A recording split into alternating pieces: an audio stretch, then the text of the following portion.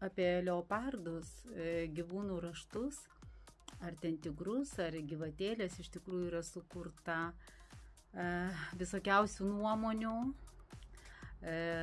bet galiu pasakyti tik tai tiek, dirbdama 20 metų su drabužiais, su suknelėmis, su moterimis, pažinusi daugeliu mados pasaulį ir viso pasaulio mados pasaulį, galiu pasakyti jums drąsiai, leopardas niekada neišeis iš mados.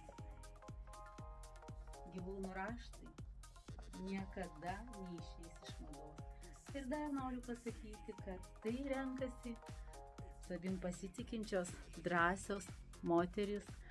Ir jeigu dar merginai ir moteriai nori galbūt savim pasitikėjimo labiau, tai irgi rekomenduoju rinkti suknelę. Ir tai netiesa, kad tai vulgaru kažkaip kitaip.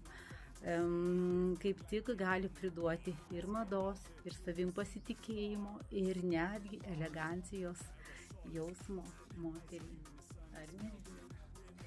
Ir nesirinkite ten trumpos kažkokios mini,